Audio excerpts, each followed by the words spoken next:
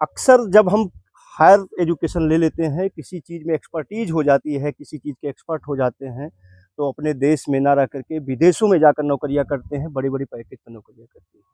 लेकिन कुछ लोग ऐसे भी हैं जो विदेशों में नौकरियाँ करते हुए अपने वतन की वापसी किए और जो उन्होंने विदेशों में अनुभव लिया था, जिस सेक्टर का एजुकेशन लिया था, उस सेक्टर का अपने गाँव और घर में रहते रहते हुए बेहतर उपयोग किया।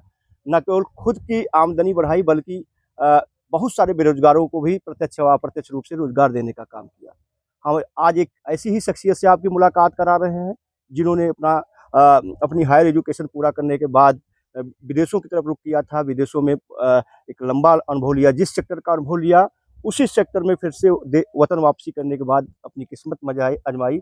आज खुद तो अच्छी आमदनी कर ही रहे हैं, प्रत्यक्ष व अप्रत्यक्ष रूप से दर्जनों लोगों को रोज़गार देने का भी काम कर रहे हैं। अभी हम बस्ती जनपद के कप्तानगंज ब्लॉक के परिवारपुर गाँव में हैं और हमारे साथ एक ऐसी शख्सियत है जिन्होंने मत्स्यिकी में मास्टर की डिग्री ली, यानी पोस्ट ग्रेजुएट की डिग्री ली और ख़ासकर हम जब एग्रीकल्चर सेक्टर की बात करते हैं, तो एग्रीकल्चर सेक्टर में हर सेक्टर अलग है, चाहे मत्स्यिकी की बात करें, चाहे मशरूम की बात करें, चाहे हम अनाज में बहुत सारी हैं, दलहनी, तिलहनी फसलें, तमाम चीज़ें हैं और हर सेक्टर के अलग-अलग डिग्रियों के कोर्स संचालित होते हैं। तो हमारे साथ सत्येंद्र मौर्य जी हैं। सत्येंद्र जी एक मॉडल हैं उन युवाओं के लिए जो पलायन कर जाते हैं रोज़गार की तलाश में दूसरे राज्यों में, दूसरे देशों में, ख़ासकर गल्फ़ देशों में। इन्होंने अफ्रीका में नौकरी की, अफ्रीका में एक अच्छा खासा अनुभव लिया, अच्छे पैकेज पर थे, कितना पैकेज था उसको भी जानेंगे। लेकिन वहाँ की जो नौकरी है, वहाँ का जो वातावरण है उनको मुफ़ीद नहीं आया।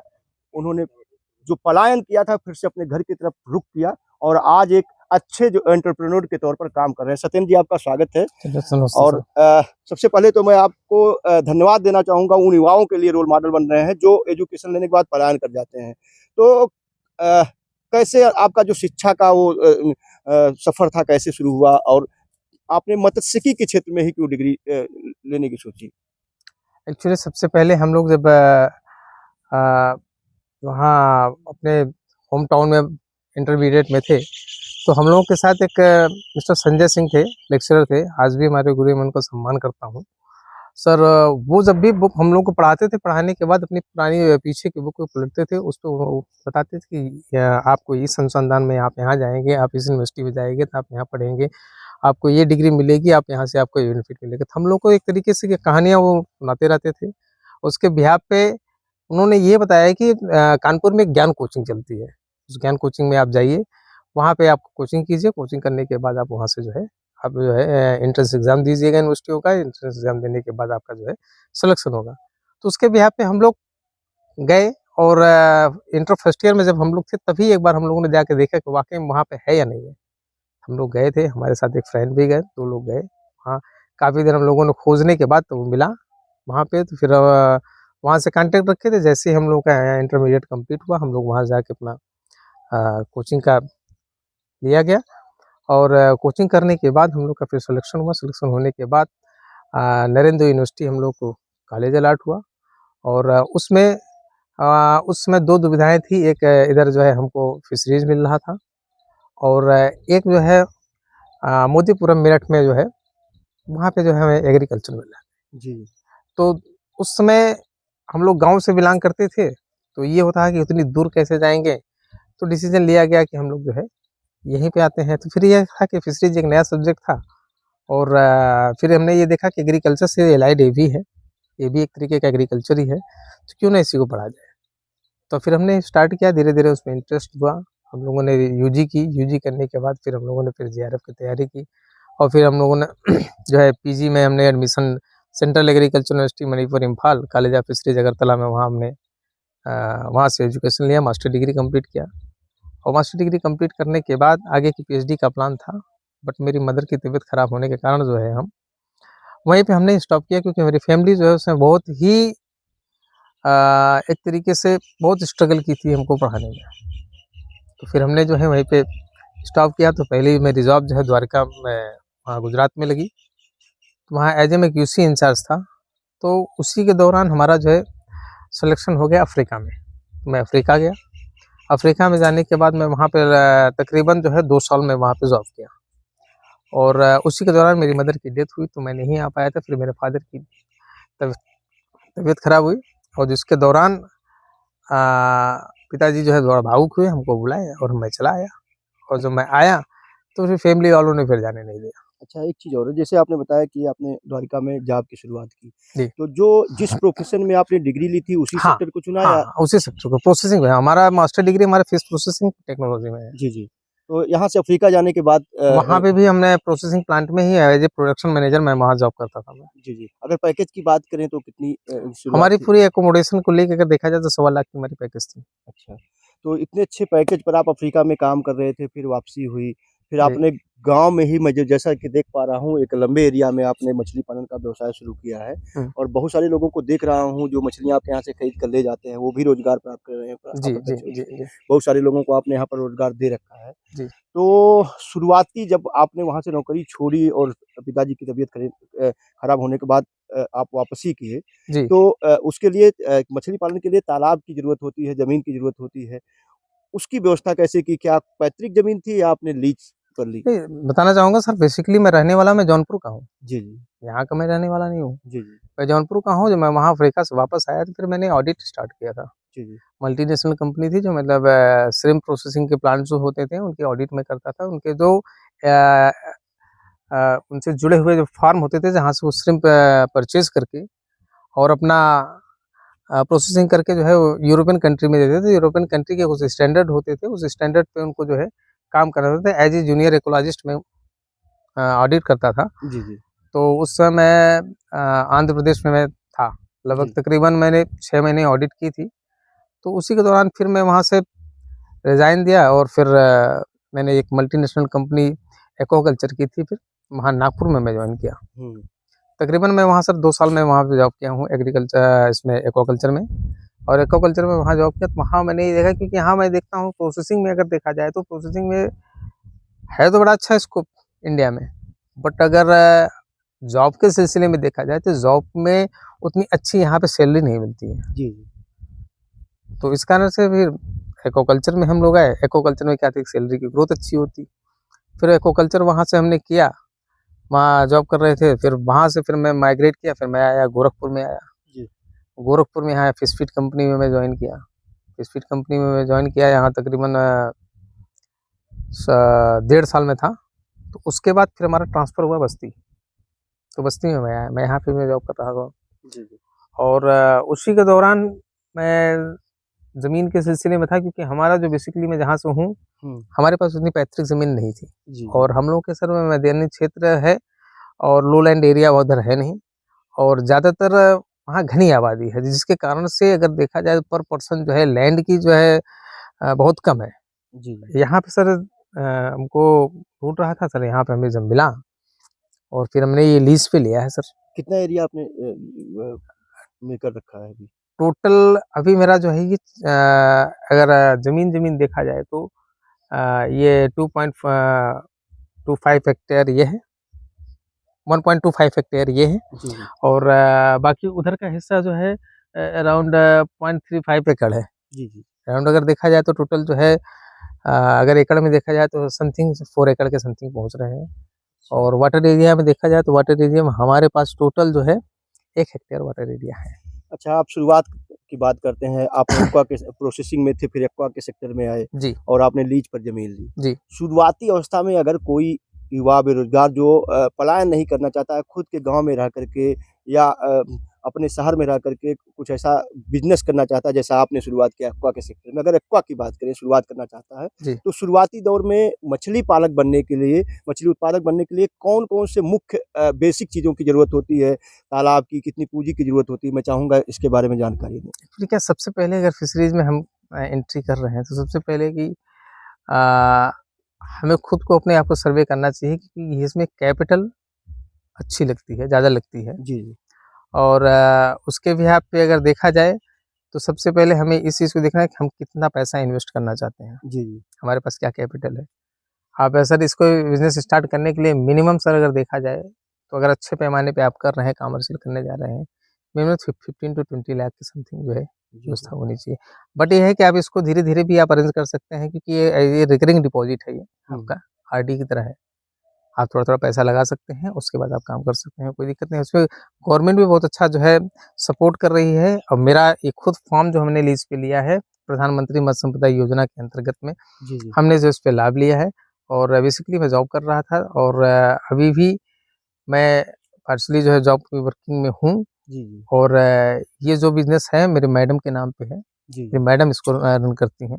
जी जी। समय मिलने पे हम भी आके अपना जो है देखते हैं जो है। अच्छा, अगर हम बात करें कि 1 एकड़ तालाब की खुदाई पर खर्चे की बात करें तो कितना लगभग खर्च आ जाता है शुरुआती दौर में? 1 एकड़ के अगर हम ट्रैक्टर से बनवाते हैं जी तो तकरीबन 1 लाख रुपए बैठता है। जी। तो यानी लगभग 2.5 लाख रुपए के करीब 1 हेक्टेयर में खर्चा आ जाता होगा। हाँ, अच्छा, 2.5 लाख। तो तालाब आपने खोद लिया, फिर साल भर पानी की उपलब्धता, अंगुलिकाओं की आवश्यकता, जो किस्में हैं मछलियों की, जो वैराइटीज़ हैं उनका चयन, कैसे आप ये सब तय करते हैं कि किसकी डिमांड ज़्यादा है, किससे उत्पादन अच्छा मिलेगा, किसकी देखभाल पर कम खर्चा आएगा? ठीक है सर, फिशरीज का जो अभी तक का मेरा अनुभव रहा है, लोगों को जो मैं कंसल्टेंसी देता हूँ और देता रहा था, पहले भी देता था। यदि हमको फार्मिंग करनी है तो फार्मिंग में सबसे पहला नंबर ये होता है कि हमारे पास नर्सरी होना बहुत ज़रूरी है। जी, जी। अगर सपोज आपके पास 10 एकड़ की फार्मिंग है, तो 10 एकड़ की फार्मिंग में 60% पे आप फार्मिंग करिए, 40% पे यदि आप नर्सरी करते हैं तो थ्रू आउट ईयर हुँ। पूरे साल आप मछली बेच सकते हैं। जी, जी। लेकिन यदि आप चाहें कि मतलब केवल अंगुलिका आप ले आएँ, नर्सरी से हैचरी से लाके अंगुलिका लाके आप डालेंगे तो आपको साल भर इंतज़ार करना पड़ेगा। जी। बट अगर आपके पास जो है नर्सरी है, सपोज जैसे हमारे पास है तो हम केवल 2 एकड़ के एरिया में अराउंड 1.9 एकड़ है वाटर एरिया। जी। 1.9 एकड़ का एरिया के लिए हम जो है 0.5 एकड़ की मैंने एक नर्सरी, 0.75 एकड़ की एक नर्सरी, जी, जी। सॉरी 700 स्क्वायर मीटर की एक है और एक 500 स्क्वायर मीटर की एक नर्सरी। जी, 3 जी। नर्सरी हमारे पास है। अच्छा, इन नर्सरियों में कौन-कौन सी किस्में आप जिसकी डिमांड ज़्यादा हो मार्केट में या मार्केट की डिमांड के हिसाब से अगर देखा जाए तो ऐसे पॉलीकल्चर में रोहू, भाकुर, नैन जी, और सिल्वर, कॉमन जी, जी। और ग्रास कार्प है। अच्छा, बट उसकी पूरे रख-रखाव को देखा जाए और ग्रोथ के हिसाब से देखा जाए, मार्केट वैल्यू के हिसाब से जो मैंने चयन किया है, हमने जी, रोहू, भाकुर और नैन। जी, जी। हाँ, अच्छा, अगर कोई मतलब मछली पालन करना चाहता है तो एक तो आपने कहा कि आप हैचरी होना ज़रूरी है और हैचरी नहीं नर्सरी। नर्सरी, हाँ, मतलब जी, अंगुलिकाएँ तैयार करने के लिए। जी, तो इसके लिए अगर मान लीजिए जैसे आपने तो डिग्री ली इसी सेक्टर की, जी, आपने इसमें अच्छा अनुभव प्राप्त किया, जॉब भी किया, प्रोसेसिंग में रहे। जी। लेकिन कोई आम इंसान जो इसमें डिग्री प्राप्त नहीं है, डिग्री होल्डर नहीं है, वो ये सब करना चाहता है, वो नर्सरी तैयार करके खुद उत्पादन करना चाहता है, तो ट्रेनिंग कहाँ से उसको प्राप्त होगी? ट्रेनिंग के लिए जो भी रिसर्च सेंटर हैं हम लोगों के फिशरी सेक्टर में, वहाँ से आप आराम से वहाँ से ट्रेनिंग आप ले सकते हैं। जी, जी।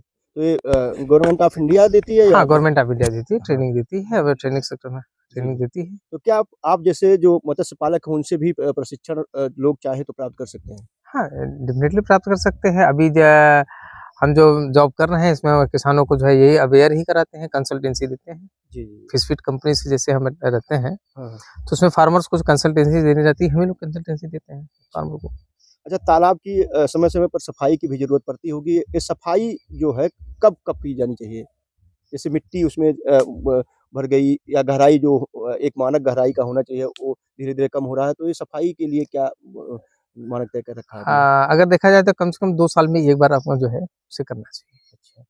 और अगर नियमतः देखा जाए तो साल भर में करना है, लेकिन साल भर में करने के लिए तब ये है जब हमारे पास मतलब कई तालाब हो, तो हम सेगमेंट वाइज़ सुखा सकते हैं। अगर हमारे पास 1 ही 2 तालाब हैं, तो उसके लिए हमें प्लान करना पड़ेगा। सपोज़ जैसे इस साल हमने जो सुखा लिया, हमें नेक्स्ट 2 ईयर बाद सुखाना है, तो उस हिसाब से हमें अपनी क्रॉप की साइकिल बनानी पड़ेगी। जी, तब जी। हम नेक्स्ट 2 ईयर बाद हम जो है इसको जो है ड्राई कर सकते हैं। अच्छा, अगर न्यूट्रिशन मैनेजमेंट की बात करें तो कैसे आप न्यूट्रिशन मैनेजमेंट हैं? क्या-क्या फीड्स देते हैं जिससे मछलियों का ग्रोथ अच्छा होता है? न्यूट्रिशन मैनेजमेंट में अगर देखा जाए तो कुछ जो ट्रेडिशनल फार्मर हैं, वो खली ब्रान भी देते हैं जी, और कुछ अनाज भी देते हैं, जैसे मक्का हुआ जी। और ये सब चीज़ें देते हैं। लेकिन उन सब चीज़ों से मछलियों की ग्रोथ तो होती है, लेकिन प्रॉपर्ली जो उनको पूरा न्यूट्रिशन मिलना चाहिए, जो विटामिन्स, मिनरल्स मिलने चाहिए, वो अगर अलग से डाला जाता है, तो जो एक बैलेंस डाइट होनी चाहिए, वो बैलेंस डाइट नहीं मिल पाती है। जिसके कारण से मछलियाँ इर्रेगुलर शेप में बड़ी भी होती हैं और साथ ही साथ अगर देखा जाए, तो समय ज़्यादा लेती हैं। जी, जी। और अगर आप कमर्शियल फीड यूज करते हैं, मार्केट में तमाम कमर्शियल फीड आए हैं, और किसी भी कमर्शियल फीड को आप यूज कर सकते हैं। अच्छा, अभी एक चीज़ और मैं जानना चाहूँगा, जैसे पशुओं में, मनुष्यों में बहुत सारी बीमारियाँ आती हैं, हम्म। तो कुछ इस तरह की बीमारियाँ मछलियों में पाई जाती हैं, उनकी भी इस तरह की देखभाल करनी पड़ती है, या मछलियाँ डिजीज़ फ्री होती हैं? नहीं, डिजीज फ्री नहीं होती, मछलियों में भी बीमारी लगती है। जी, जी। उससे इसमें जो पैरासाइट्स लगते हैं, जैसे मतलब कि एक सीजन से दूसरे सीजन में हम इंटर करते हैं, जी, जी। उसमें जो है पैरासाइट्स लगते हैं। अभी जी। जैसे गर्मी थी, गर्मी से इधर से बरसात आई, बरसात के बाद इधर जो ठंड आ रही है, ये एक टेम्परेचर से दूसरे टेम्परेचर में जब इंटर कर रही है मछलियाँ, तो इसमें मोस्टली जो है पैरासाइट जो है और बैक्टीरियल इन्फेक्शन का अटैक रहता है। जी, जी। तो इसके लिए प्रबंधन क्या करते हैं आप? इसलिए प्रबंधन के लिए जो है क्लीनर आते हैं, जो पैरासाइट्स होते हैं, एक तो पैरासाइट के लिए क्लियर, और इंडो पैरासाइट के लिए जो है हम लोग जो है आइपरमेक्टिन हुआ, जी। एल्बेंडाजोल, आइपरमेक्टिन, उसको हम लोग जो है फीड में मिला के जो है खिला दिया जाता है, अच्छा। सो जाता है।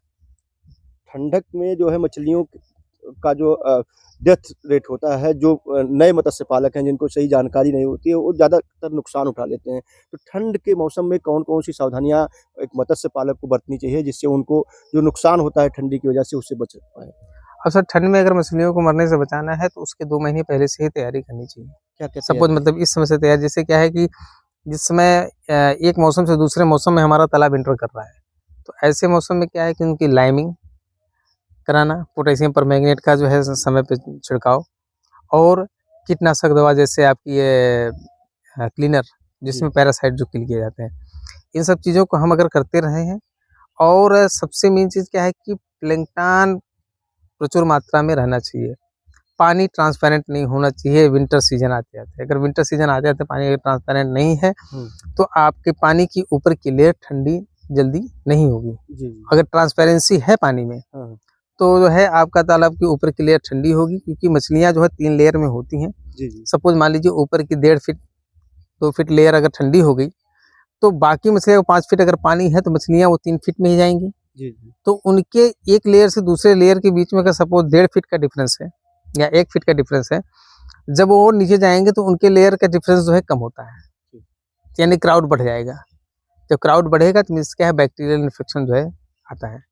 तो बैक्टीरियल इन्फेक्शन आता है ठंड के समय, जैसे बैक्टीरियल इन्फेक्शन आया, जो भी तुरंत मछलियाँ इन्फेक्टेड हो जाती हैं, और फिर मछलियाँ फिर मरने लगती हैं। अच्छा, ठंडियों में पानी का जो मूवमेंट हमने देखा है, बहुत सारे लोग पानी को एक दूसरी जगह से ट्रांसफ़र करते हैं, इसका क्या प्रभाव पड़ता है ये ठंडक में? कुछ मछलियों में किया जाता है, जैसे कि मछलियाँ 2 टाइप की होती हैं, किसके लिए? Non scaly. नॉन जी। स्केली मछलियों में इधर जो है पंगेसियस की फार्मिंग की जाती है। जी, जी। पंगेसियस क्या है, नॉन स्केली फिश है, तो उसको अगर ठंड में हमें रोक के रखना है, तो उसके लिए हमें वाटर टेम्परेचर को मेंटेन करना पड़ता है। दूसरे हम उसके लिए हमें बोरवेल का पानी हमें यूज़ करते हैं। बोरवेल का पानी जो है वो लिए 26 से 27 डिग्री सेल्सियस टेम्परेचर होता है। तो उसमें एनवायरनमेंट का टेम्परेचर, वाटर का टेम्परेचर बिलो 26 रहता है। तो ऐसे में जब 26 डिग्री सेल्सियस टेम्परेचर का पानी जो है उसमें डाला जाता है, तो उससे क्या है कि वाटर टेम्परेचर मेंटेन अगर 18 से 20 के समथिंग है, तो मछलियाँ अच्छे से सर्वाइव भी कर जाएँगी, और 20 के अबव भी हैं तो मछलियाँ फीडिंग भी करेंगी। अच्छा, कुछ सालों से हमने देखा है, सरकार भी प्रमोट कर रही है, लोग केज विधि से मछली पालन कर रहे हैं, तो जो एक खुला तालाब है उसमें और केज विधि में क्या अंतर है, और प्रॉफ़िट केज किसमें? केज तो आई थिंक हमारे ख्याल से यहाँ नहीं, यहाँ बायोफ्लॉक चल रहे हैं जो। बहुत जगहों पर मैंने देखा है, बिहार में भी मैंने यात्राएँ की है, तो हाँ, वहाँ जो पर जो मतलब कि जैसे डैम वैम होंगे, जी, जी। डैम पे केज केज कल्चर चलते हैं। और जो यहाँ पर एक दूसरा आपने बायो वाला बताया, हुँ। बस्ती या पूर्वांचल की बात करें, तो यहाँ क्या संभावनाएँ हैं, और इस पर सरकार कितना सहयोग कर रही है? सरकार अगर सर देखा जाए तो पूर्ण रूप से सहयोग कर रही है। नहीं, किस तरह का अनुदान कर रही है? जैसे अब यदि जो है लाभार्थी में अगर लेडीज़ हैं, हुँ। तो किसी भी वर्ग के हों तो उनको 60% का सब्सिडी गवर्नमेंट दे रही है, जी, जी। और अगर जेंट्स में हैं तो उनको 40% का दे रही है। अच्छा, ये जो अनुदान की राशि है, या कोई फ़िक्स है अधिकतम, या आपकी लागत के ऊपर है? ये depend on the area sir. अच्छा, एरिया हर व्यक्ति लाभ देखता है। जी सर। अगर हम लागत और लाभ की गणना करें साल जी, भर की, जी। तो 1 हेक्टेयर एरिया में बात करें, 1 हेक्टेयर जलभराव वाले एरिया में बात करें, तो हुँ। लगभग एक मत्स्य पालक का कितना लागत, श्रम, परिवहन, अंगुलिकाएँ या पानी की भराई की बात करें या न्यूट्रिशन मैनेजमेंट की, मतलब टोटल की बात करें तो कितना लागत आ जाता होगा और अच्छा उत्पादन मिल रहा है तो कितना औसत लाभ मिल जाता है? अब ये हम पंगेसियस की बात करें जी, जी। तो आज की जैसे सारी चीज़ें हैं उसको देखा जाए तो 80 टू 90 रुपीज़ के खर्च बैठते हैं जी, जी। 1 केजी को तैयार होने में। जी, जिसमें आपका इलेक्ट्रिसिटी, वाटर, और फिश का मेडिसिन, लेबर चार्ज सारी चीज़ें जी, जी। एडेड हैं। अब वो डिपेंड करती हैं कि अगर आप सघन पालन कर रहे हैं, तो ये आपकी प्रोडक्शन कॉस्ट बढ़ जाती है। और ये यदि आप लीज़ पे हैं तो 90 टू 95 रुपीज़ भी पर केजी पहुँच जाता है। जी, जी। ये चीज़ें हैं और प्रॉफिट के हिसाब से देखा जाए तो अगर जैसे कि और सब एग्रीकल्चर में जैसे है अगेती फसल करते हैं, इसी हिसाब से अगर इसका भी हम अगेती फसल कर रहे हैं, तो अराउंड 30 टू 35% का जो है बिज़नेस है। अच्छा, मतलब हम औसत की बात कर लें, एक हेक्टेयर पर अगर कोई हेक्टेयर पर लाभ निकालना चाहे तो औसत अगर अच्छा उत्पादन हो गया है तो कितना लाभ मिल सकता है? अगर सर नर्सरी भी साथ में है, नर्सरी का भी अगर आपने रखा है हाँ। और सारी व्यवस्थाएँ आपके वेल टू मैनेज हैं, तो आराम से 15 से 20 लाख रुपए आप आराम से जो है सालाना आप जी, बचत जी। कर सकते हैं। अच्छा, इसमें रोज़गार की बात करें, चूँकि आप एक मत्स्य पालक के तौर पर काम कर रहे हैं, 1 हेक्टेयर में काम किया, इससे ज़्यादा करते तो और रोज़गार मिलता। जी। प्रत्यक्ष या अप्रत्यक्ष रूप से कितने लोगों को आपने रोज़गार से जोड़ने में सफलता पाई है? यहाँ पे हमारे यहाँ जैसे कि हमारे यहाँ खुद 2 वर्कर हैं, जी, जी। जो काम करते हैं जी, जी। और उसके बाद जो मत्स्य जो मछली जो है जाल चला के ले जाते हैं, जी, जी। वो भी जुड़े हुए हैं। दूसरा कि यहाँ के जो सराउंडिंग जो एरियाज़ है, अगर गूगल मैप से आप देखें, जी, तो जी। जो इस समय जितने भी तालाब बने हैं मेरे आने के बाद, जी, जी। ये सब इंस्पायर होके बनाए हुए हैं। केवल एक तालाब जो है, जिसे परमात्मा प्रसाद मौर्य हैं, वो पहले से यहाँ बनाए रखे थे।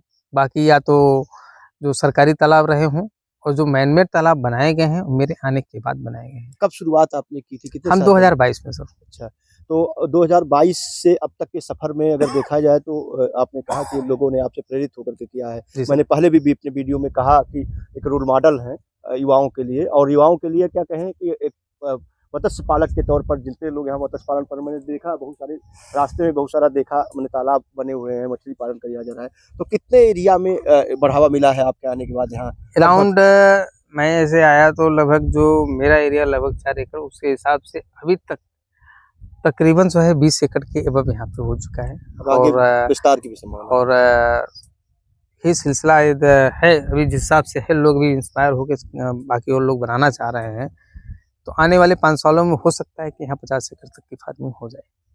आपने अफ्रीका में काम किया, फिर इंडिया में, फिर वापसी अपने वतन वापसी की, जी, रहने वाले जौनपुर के बस्ती में आपने इतना अच्छा सफलता अर्जित की। जी। तो कितनी संतुष्टि मिली वतन वापसी करके, खुद के वतन में आप एक नया व्यवसाय शुरू करके, और आप वहाँ नौकरी कर रहे थे, वहाँ आने के बाद और यहाँ के आने के बाद कितना अंतर आप में आया? अब सर देखिए क्या है कि वहाँ हमको पैसे मिलते हैं, उस पैसे को अगर देखा जाए जो हमारे पास टैलेंट था, हम टैलेंट बेच के वहाँ से पैसा लाते थे। जी, जी। जो टैलेंट हमारे पास है, हम उस टैलेंट का हम यहाँ उपयोग क्यों ना करें? इससे हमारे जो है हमारी भी इकोनॉमी अच्छी होगी और एक जो एग्रीकल्चर में जीडीपी है उसमें हमारा भी थोड़ा-सा योगदान रहेगा अच्छा। और जी, जी। गवर्नमेंट की जो है जो इकोनॉमी है उसमें कहीं न कहीं जो भी पॉइंट में होगा, जो भी होगा, कुछ योगदान रहेगा। आपने मछलियों के प्रोसेसिंग में लंबा समय दिया है। अगर जी। कोई मत्स्य पालक भाई प्रोसेसिंग को अपनाते हुए मत्स्य पालन करता है तो लाभ में कितना अंतर आ जाता है? मतलब एक तो तालाब से सीधे मछलियाँ बेच देना, दूसरा प्रोसेसिंग करके उसका निर्यात करना। हुँ। इसमें कितना अंतर है? एक अनुभव के तौर पर अगर जानना चाहें, भविष्य में कोई करना चाहता है, प्रोसेसिंग प्लांट लगाना चाहता है, तो कितना अंतर आ जाता है लाभ में? 10 टू 15% की जो है जो प्रॉफ़िट है उसमें इंक्रीज़ हो जाते हैं। जी, जी। और दूसरा ये है कि जब भी डिमांड रहेगी तो सप्लाई किया जाए। कितने हाँ, दिनों तक? बट लेकिन यहाँ पे जो भी जिस हिसाब से कंज़प्शन है, उस हिसाब से उतना कल्चर है नहीं। जी, जी। जब एक्सेस कल्चर होते हैं तब सर प्रोसेसिंग में जो है कोई प्लांट लगता है। जी, जी। अब अगर हम साउथ इंडिया में चले जाएँ, वेस्ट बंगाल में चले जाएँ, तो वहाँ से इसका कल्चर ज़्यादा होता है। वहाँ लोलैंड एरिया ज़्यादा है, वहाँ कल्चर ज़्यादा होते हैं, वहाँ वाटर एरिया ज़्यादा है। तो जिससे क्या है कि वहाँ पे प्रोसेसिंग प्लांट लग सकते हैं। यहाँ पे सर प्रोसेसिंग प्लांट लगाने के बाद यहाँ पे जितनी मछलियाँ होती हैं सर, हम लोग खुद यहाँ लोकल में ही डिमांड नहीं पूरी कर पाते हैं, बाहर कैसे हो पाएगी सर प्रोसेसिंग प्लांट के लिए। तो आप तो एक मछलियों के फीड से भी जुड़े हुए हैं, ट्रेनिंग देने की भी बात कर रहे हैं, क्योंकि एक कमर्शियल तौर पर अगर कोई बिज़नेस करना चाहता है, आपसे प्रोफ़ेशनल रूप से ट्रेनिंग लेना चाहता है, जी। आपके उत्पाद जो इस कंपनी से जुड़े हुए हैं उसको क्रय करना चाहता है, तो कैसे संपर्क है, कौन-सा संपर्क सूत्र है, जिससे आपसे संपर्क करके लोग उसको क्रय कर सकते हैं या आपके अनुभवों का लाभ उठा सकते हैं? हाँ, मेरा कॉन्टैक्ट नंबर है 7007896495। एक बार और चाहेंगे रिपीट कर दें इसको? 7007896495। तो अब ये एक ऐसी शख्सियत से आपकी बातचीत करा रहे थे, आपको मुखातिब करा रहे थे, जिन्होंने मत्स्यिकी में पोस्ट ग्रेजुएट की डिग्री ली। डिग्री लेने के बाद भारत में भी प्रोसेसिंग सेक्टर में काम किया, फिर अफ्रीका गए, अफ्रीका से वापसी, वतन वापसी की, फिर आपने प्रोसेसिंग में काम किया। अब जो है एक कंपनी से जुड़ करके आप मत्स्य पालन को बढ़ावा दे रहे हैं, और न केवल बढ़ावा दे रहे हैं बल्कि महिला सशक्तिकरण की मिसाल भी कायम किया है। इन्होंने अपनी पत्नी को आगे ला करके मत्स्य पालन में बढ़ावा दिया और खुद भी उसकी देख-रेख करते हैं, साथ ही जॉब भी करते हैं और दूसरे लोगों में भी मत्स्य पालन को बढ़ावा दे रहे हैं, जिससे जो स्थानीय लेबर का पलायन है उसको रोका जा सके। तो आप अनुभव का लाभ लेना चाहते हैं, तो सत्येंद्र जी नाम बताएँ ना? जी, हाँ, जी, जी। सत्येंद्र मौर्य जी से आप सीधे संपर्क कर सकते हैं, उनके फ़ोन नंबर से, उनके उत्पाद क्रय कर सकते हैं। जैसे कि आपको आपको मत्स्य पालन के सेक्टर में बढ़ावा देने का काम कर रहे हैं। चाहेंगे उस कंपनी का भी नाम बता दीजिए, जो प्रोडक्ट बनाती है, किस तरह का प्रोडक्ट बनाती है? Advance agro private limited company है, जी, जी। जिसका फीड हम यूज़ करते हैं। अच्छा। ये बेसिकली जो है मेरठ में इसकी कंपनी है, जी, जी। वहाँ तो से फीड आता है तो सर। ये जो कंपनी है ये टेक्निकल जानकारी भी देती है या सिर्फ़ फीड उपलब्ध कराती है? टेक्निकल जानकारी के लिए हम लोगों को रखा गया है। अच्छा, जो अच्छा। फिशरीज़ के एक्सपर्ट्स हैं, हाँ। वो टेक्निकल जानकारी देते हैं, बाकी जो है वहाँ से फीड जो आते हैं सर। तो आप सत्येंद्र जी से सीधे संपर्क कर सकते हैं, उनके अनुभवों का लाभ ले सकते हैं। एक अच्छा सफल मत्स्य पालक बनना चाहते हैं तो आप उनसे सीधे संपर्क करें। अगर आप मछली पालन पहले से कर रहे हैं, आपको लाभ नहीं मिल पा रहा है जितना अपेक्षित लाभ होना चाहिए, तब भी आप संपर्क कर सकते हैं। मछलियों को प्रॉपर मैनेजमेंट, न्यूट्रिशन मैनेजमेंट का होना चाहिए, उसके लिए भी आप जानकारी प्राप्त कर सकते हैं। बीमारियाँ मछलियों को क्या होती हैं, उनका मैनेजमेंट कैसा करना चाहिए, उनकी रोकथाम कैसे करें, उसके लिए भी जानकारी प्राप्त कर सकते हैं। साथ ही प्रोसेसिंग सेक्टर का अनुभव, क्योंकि जैसा कि इन्होंने बताया कि अपने इस क्षेत्र में इतनी डिमांड और सप्लाई की अपेक्षा उतना उत्पादन नहीं है, लेकिन जब उत्पादन बढ़ेगा तो प्रोसेसिंग की ज़रूरत ज़रूर पड़ेगी, तो उसके भी अनुभवों का लाभ आप ले सकते हैं। और ऐसे ही युवाओं से मुलाकात करा रहेंगे जो समाज के लिए रोल मॉडल हैं, जो एक सफल एंटरप्रेन्योर के रूप में काम कर रहे हैं, एक सफल व्यवसायी के रूप में काम कर रहे हैं, कमर्शियल खेती कर रहे हैं। और जैसा कि अभी जब मछली निकाला जा रहा था तो उन्होंने बताया था कि जब हम किसी रेस्टोरेंट में बैठते हैं तो जो प्लेट सजा हुआ देखते हैं, देखने में जितना सुंदर लगता है, लेकिन जब हम उस चीज़ को महसूस करते हैं कि इसको पैदा करने में उस किसान ने, उस मत्स्य पालक ने, उस मशरूम उत्पादक ने, उस पशुपालक ने कितनी मेहनत की है, कितना धूप में उसने पसीना बहाया है, वह सिर्फ़ वो पशुपालक, मत्स्य पालक और किसान ही बता सकता है। तो आपसे बात करके बहुत अच्छा लगा और मैं बहुत चाहूँगा धन्यवाद सर। कि जितने भी युवा देख रहे हैं, वो इस तरह के रोज़गार में ज़रूर आएँ और न केवल अपनी जो है जीवन को सँवार सकते हैं, बल्कि अपने जैसे तमाम लोगों को प्रत्यक्ष व अप्रत्यक्ष रूप से रोज़गार दे करके भी उनका जीवन भी सँभाल सकते हैं। साथ ही देश की इकोनॉमी, जीडीपी को भी बढ़ावा दे सकते हैं, जैसा कि सत्येंद्र जी ने बताया। बहुत-बहुत धन्यवाद। Thank you sir.